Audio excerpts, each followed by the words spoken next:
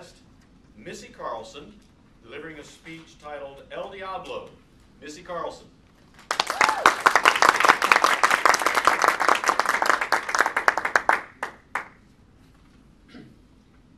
As a kid, I wanted to learn how to ride a horse more than anything in the world. I mean, what little girl doesn't want a pony? Well, my dream finally became a reality on my 28th birthday when my wonderful husband gave me riding lessons at a local arena for my 28th. I was ecstatic. I thought, this is awesome. I am so excited to do this. So off I go to the arena, and we started in the indoor arena. And I was a little bit surprised about the horse riding experience. It was much bumpier than I thought it was going to be.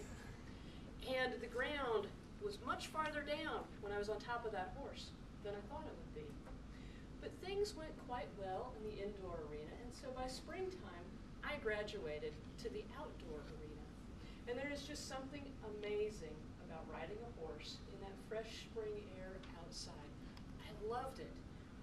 Everything was going so smoothly until the day I was given El Diablo to ride. Now, El Diablo really was not his name. I think his name was probably Pokey or Patches or Petunia until I climbed on top of him.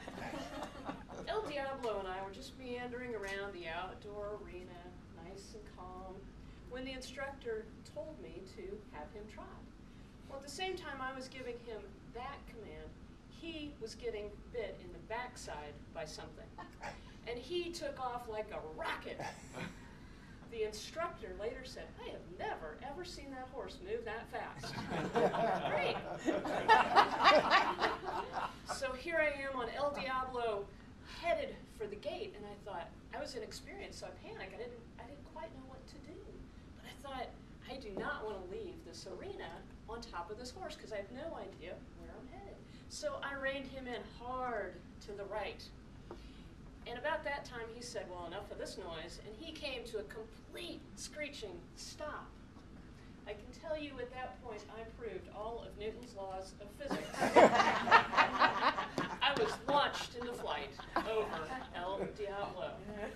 At that point, time began to stand still for me as I'm flying through the air like this, and I see the fence looming, and I put my hands out, and I'm thinking, this is really, really going to hurt. I crashed into the fence. I slid down the fence, and I sat there for a few stunned moments.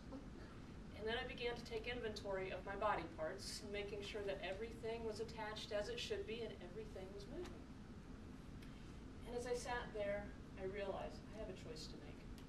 I can either get back up on that horse again, or I can quit in fear. In 2011, K-Love, our local radio station, was encouraging the listeners to pick a word that would describe what you wanted to accomplish for the year. I chose fearless, because that's what I want to be. I want to be fearless. I want to be pushing the edge, pushing out the envelope, being all I was created to be. So when I look at my life, I realize so many times it is fear that holds me back. I have fear of failure. I have fear of success. I have fear of what other people may think about me. And I knew to become fearless, I would need to push out my comfort zone, and that would involve change. Nothing strikes more fear in my heart than pushing out my comfort zone and change. But I knew that's what I would need to do. And last year what I learned is that for me to be fearless, it's not realistic. Because if it's up to me, I would be happy just to sit in the middle of my comfort zone, all snug and cozy. So I took that first step out of my comfort zone. And I realized also that that's a huge step of faith, because I had no idea what would happen when I took that step out. Dr. Martin Luther King Jr. said, take the first step in faith.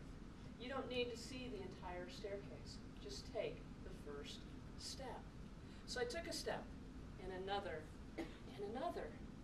And the funny thing is about taking those steps out of your comfort zone is that the more you do it, the easier it becomes to get out of your comfort zone. And the bonus is I'm becoming all I was created to be. So what used to hold me back in fear no longer does. Those things like, oh, I don't know, speaking in front of a large group of people that used to scare me to death, no longer does. Now, on that day in the arena, I would like to tell you that I fearlessly got back on that horse and I rode off into the sunset. That isn't what happened at all.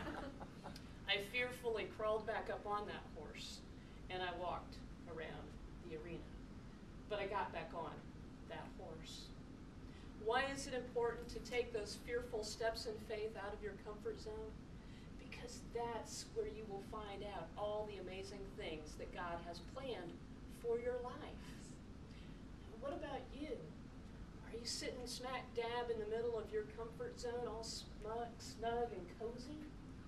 Why don't you join me?